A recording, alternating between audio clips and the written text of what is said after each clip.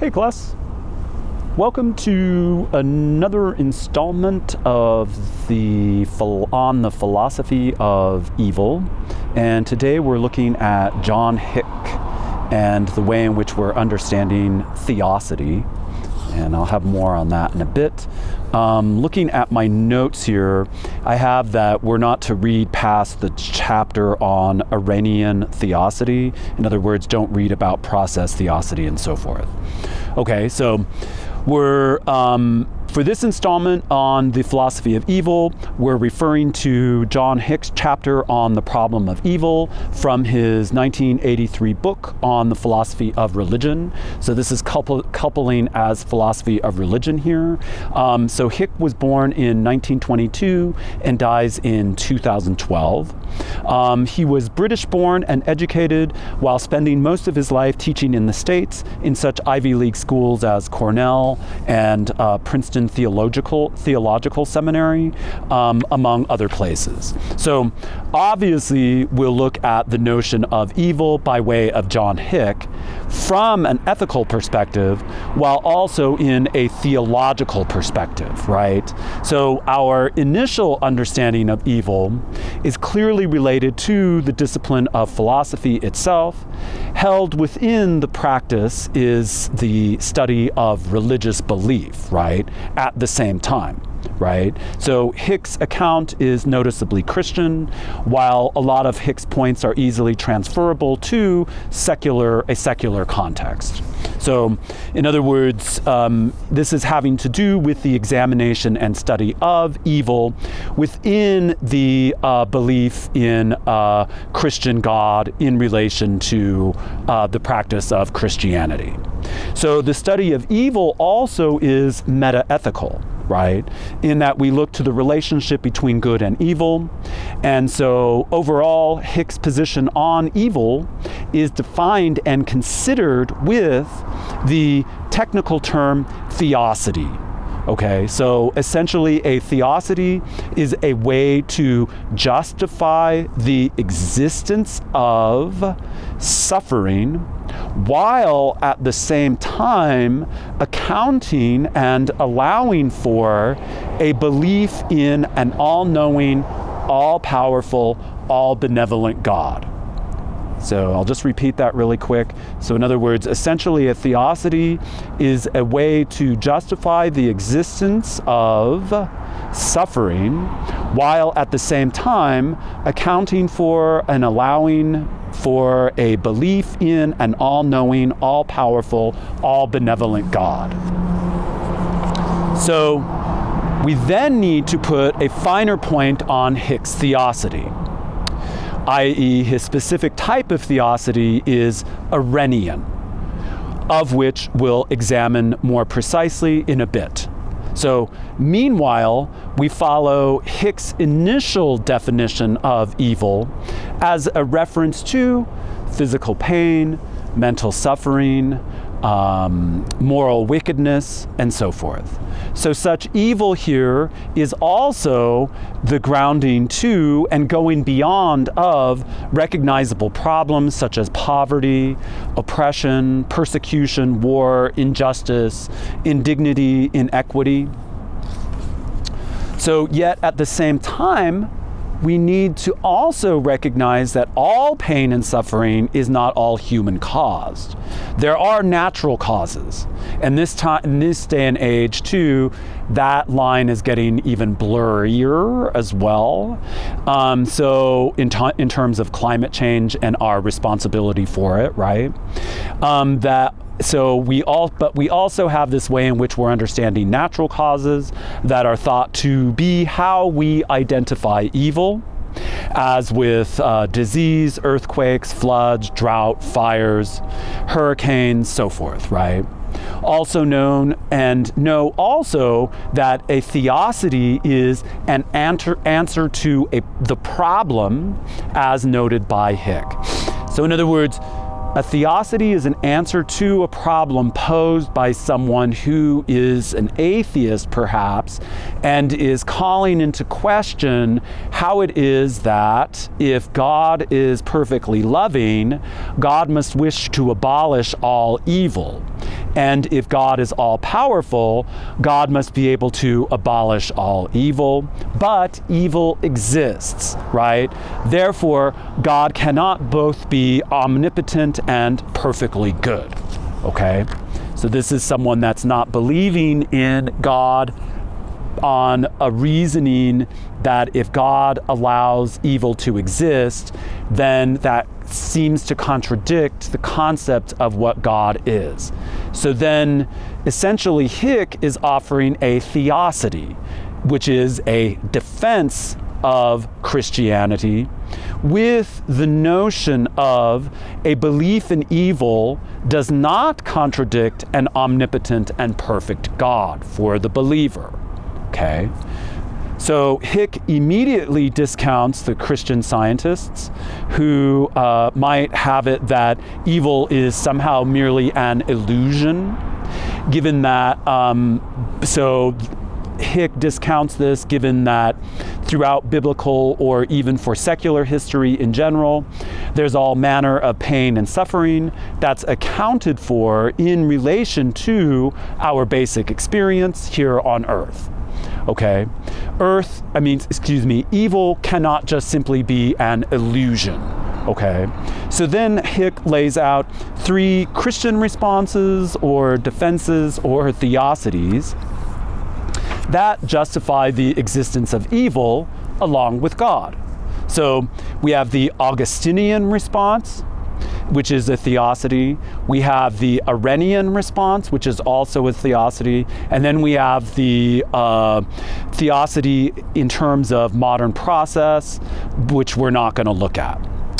Modern process theologians, we're not going to look at that. So before looking at the 3 theosodies, one point that's common among all 3 is centered around an understanding of free will. Okay, so we could also refer to this as a way in which we think of the theosody of free will. So this is somewhat contrary to a common opinion of Christianity, which does not account for the free will of individuals, i.e. a deterministic view of God prevails, whereby God controls everyone deterministically. So in other words, what I'm pointing out is that there's a common understanding in terms of how it is that we might understand Christian perspective as simply being or simply allowing for the existence of a God that's strictly deterministic.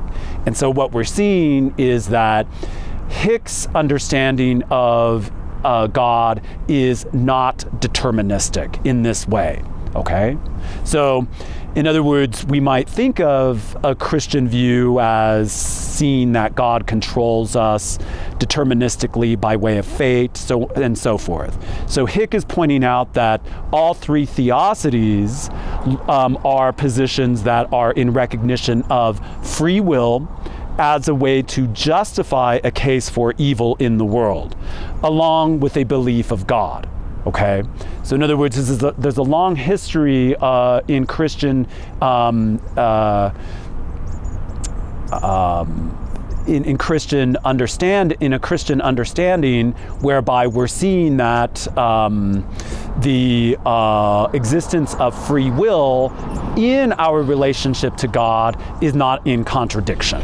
Okay, so for Hick, Christian thinkers have frequently aligned with the notion that moral evil and our freedom/moral responsibility are bound together. We are freely responsible for our actions, our choices, etc.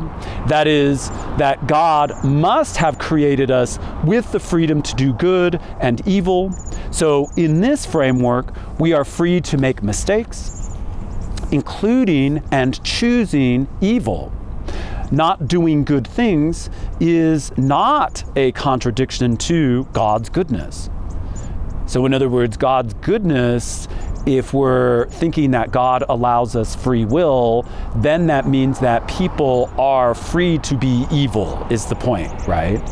So a dissenting opinion here might be in the form of a question: why wouldn't God simply create people who were only freely capable of perfect goodness?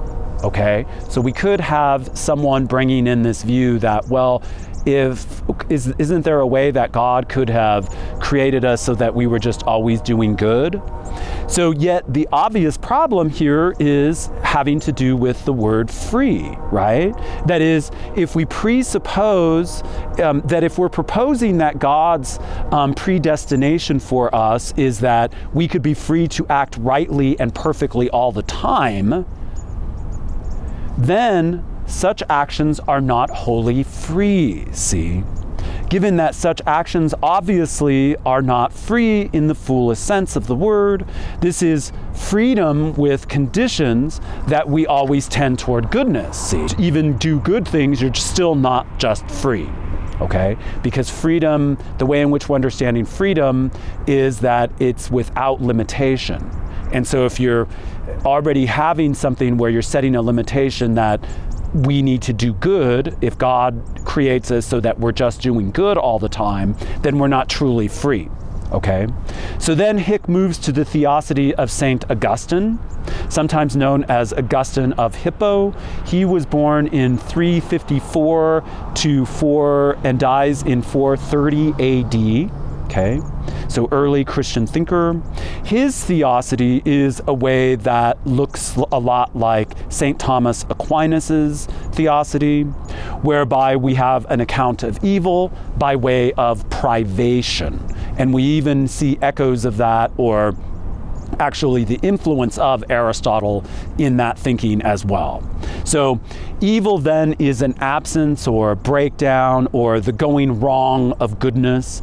So for St. Augustine, God created us to do good, live good lives, do good for others, yet due to the elements like free will, simple pain, and or a natural breakdown, evil is a deviation from the good, right? Evil is a breakdown, a malfunctioning of goodness in this sense. So the fall of Adam and Eve in the Garden of Eden is an account of this notion of evil, right? Adam and Eve fell away from God. They failed to be perfectly good. Hence, the birth of sin as a practice of evil is a falling away from the good, right? Evil is our responsibility in this sense, not necessarily God's, okay? As Hick put it, oh, I'm skipping that part. So one criticism of this view is centered around the contradictory idea that God's perfect creation shouldn't have broken down in the first place, right? If God's creation was perfect to begin with, then he somehow failed, right? So this doesn't bode well for an all-knowing, all-loving God who initially and mistakenly thought he was creating perfection, right? In fact was not, right? So we'll skip Hick's second criticism to see that the third criticism is rooted in the pointlessness of hell. So in other words, how does eternal damnation toward goodness and the idea that God is all loving and so forth account for eternal damnation? So then to the Arrhenian theosophy. So this is a theosophy of which, this is a theosophy by way of Hick to show how it is that we're understanding the father of,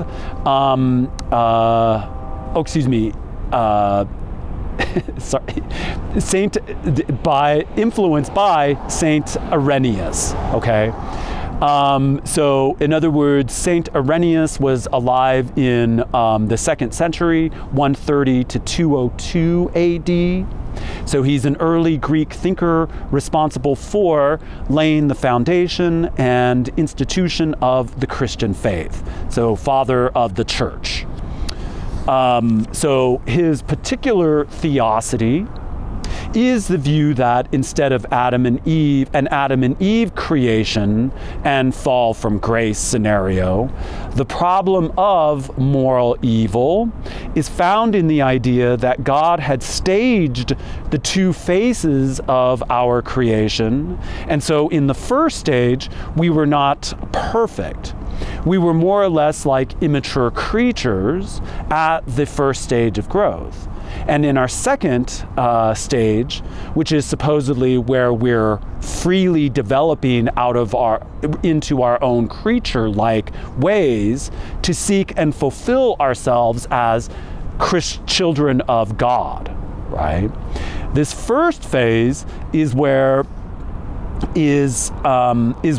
we're representative of the image of God, and in the second, we're representative of the likeness of God, as Hick interprets Saint Irenaeus.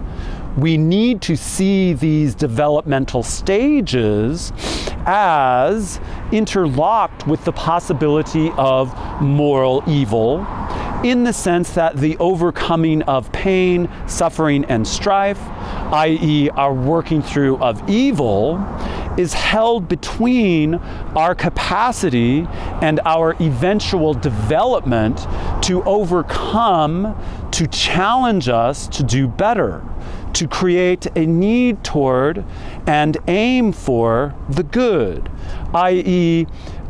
We need suffering and evil to battle our way toward salvation for Saint Irenaeus.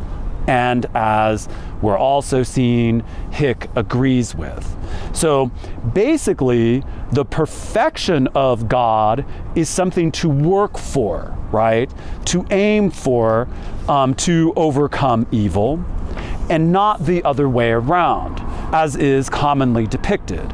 That is, for Saint Irenaeus, we're not initially created as perfect and fallen from grace.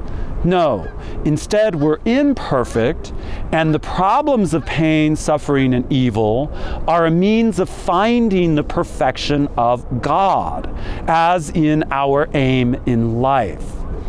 In this picture, God is known at a distance and as something to aim for, serving as our direction away from the temptation toward evil. So the easiest way to think of this perspective, or this theosity, is the position that evil and suffering to see evil and suffering as a kind of stepping stone or a means of improvement. Again, we need to remind ourselves that there are so-called natural evils, right? Earthquakes, hurricanes, blight, flood, droughts, so on and so forth. And most notably, we need to also acknowledge that these days of rapid climate change and global warming, such natural disasters are not always out of our control as well. This is where Hick's soul-making theosity is made clear. So apart from that part on climate change, let's go to how it is that we're thinking of the Irenaean theosity, right? So in other words, this is where Hick's soul-making theosity is made clear. That is to suggest that for Hick, we need to position the problems of pain, evil, and suffering as a means to develop our souls, right? Pain and evil are simply soul-making, i.e., evil serves as an opportunity to develop our souls, to purify the perfection of God's grace, so on and so forth, and God's salvation. So if we then suppose a counterfactual hypothesis that if we did not have evil, pain, and suffering to worry about anymore, everything would miraculously work out for the better, right? We'd never get into car accidents. We wouldn't be hurt. We wouldn't fall. We'd all just get along, as Hick posits. Sometimes gravity would need to work and sometimes it wouldn't, so as to keep everything ultimately a means, this automatically means that we wouldn't be operating outside of a deterministic universe as well, in terms of natural laws. Okay, so in other words, then if we're saying that everything could possibly be perfect, then you're proposing that the deterministic laws of nature would have to be different than what they are, okay? So this is apart from the argument of God's determinism. So this also poses a huge problem for ethical evil at large, i.e., we wouldn't need to be courageous if there were no danger to begin with. So in other words, the atheist might propose, what happens if we had it such that God created a world that was always working perfectly? What Hick is pointing out is that this would be a contradiction to natural laws of the universe, right? That are deterministic, not necessarily having to do with the same kind of determinism that we're looking at in terms of the difference between free will and determinism. So in other words, we are free to face the problems of evil in the way that we're understanding our belief in God. Okay, so i.e., we wouldn't need to be courageous if it was this perfect world, and there would be no danger to begin with, right? So Hick proposed his soul-making theosity then, such that is in this perfect ideal world, as fun as it may seem, wouldn't be enough to drive us to be better people, right, to begin with. So the strong message is that we need evil, suffering, and pain to develop our souls. That's why it's referred to as the soul-making theosity, right? That's inspired by Irenaeus, Saint Irenaeus.